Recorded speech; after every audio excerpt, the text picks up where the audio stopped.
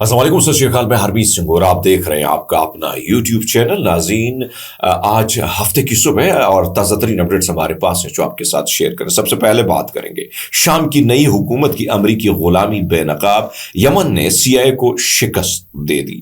امریکہ کے نئے حربے، ٹرمپ حکومت کی فلسطینی دشمنی، طلباء مشکل میں، کوئی عرضی جنگ بندی نہیں، روس کا اعلان۔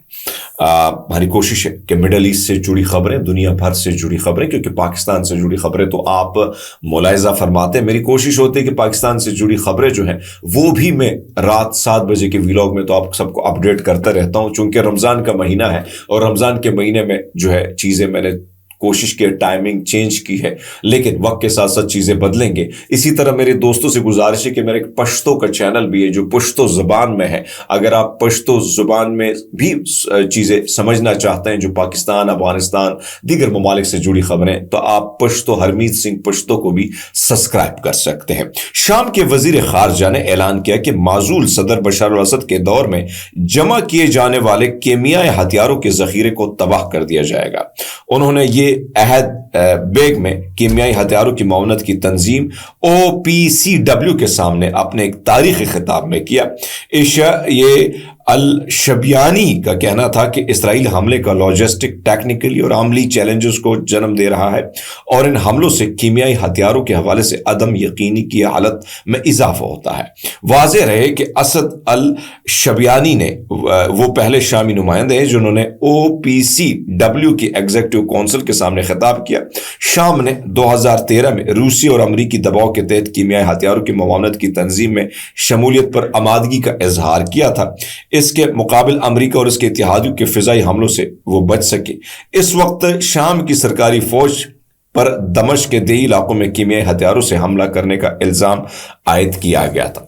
تو ایک طرف تو یہ صورتحال ہے، کل رات میں نے آپ کو بتایا تھا کہ کس طریقے سے جھڑپیں ہوئی ہیں، کس طریقے سے شام کے اندر حالات خراب ہیں، کس طریقے سے جو ہے مختلف گروہ جو ہیں حکومت اور حکومت کے خلاف ایکٹیو ہو چکے ہیں۔ خانہ جنگی مزید بڑھ سکتی ہے، صورتحال مزید ابتر ہو سکتی ہے۔ تو بھائی صاحب ایک طرف تو یہ ہے، لیکن بہرحال یہ بھی امپورٹنٹ خبر تھی۔ امریکہ یمن کے مالیاتی نیٹ ورکس کا سراغ لگانے سے قاصر ہے۔ یہی وجہ ہے کہ CIA کی کھلی ناکامی کے بعد امریکہ نے انصار اللہ کے مالیاتی نیٹ ورک کے بارے میں معلومات فراہم کرنے پر ایک بڑے مالی انعام کی پیشکش کی ہے۔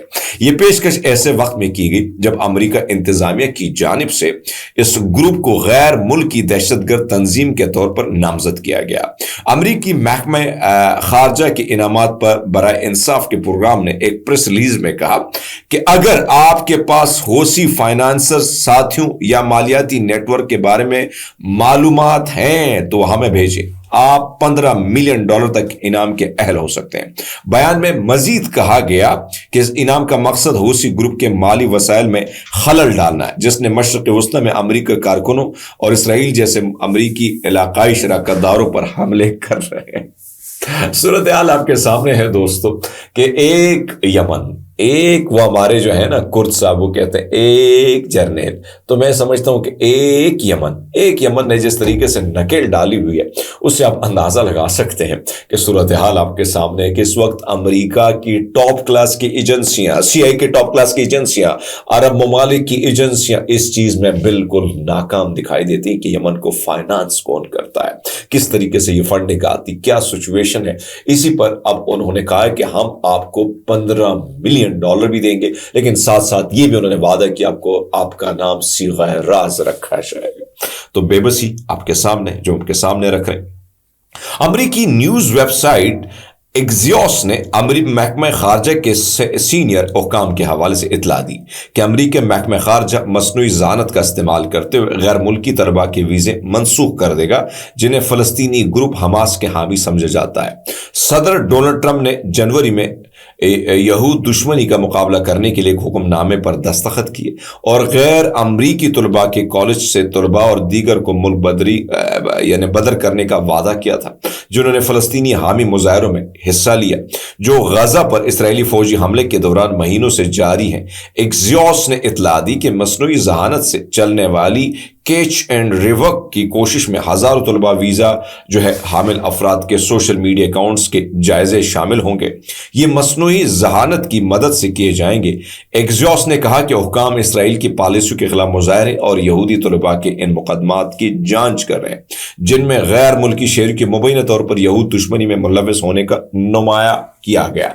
यानी वो तलबा, वो स्टूडेंट जो अमेरिका नहीं है, जो अमेरिका में पढ़ते हैं, पाकिस्तान से गए, इंडिया से गए, कई और मुल्क से गए, जिन्होंने फलस्तीन के हक में नारेबाजी की, हमास के हक में नारेबाजी की और इसराइल को दहशतगर्द करार दिया, उनके खिलाफ अब ये एक बहुत बड़ा नेटवर्क एक्टिव हो चुका है। रूस ने कहा है कि वो यूक्रेन में अर्जी जंग बंदी के हक में नहीं है। यूक्रेन के सदर व्लादिमीर ज़ेलेंस्की और फ्रांसीसी सदर इमानुएल मैक्रोन की जानिब से लड़ाई में एक माह की यानी या फिजाई और बहरी हमलों में रुकावट के लिए पेश करदा तजावीज़ को मुस्तरद करते हुए कहा कि रूस की वजारत खारजा के तर्जुमान मारिया ज़गावरा ने एक टेलीविजन ब्रीफिंग में सहाफ़ियों से बात की।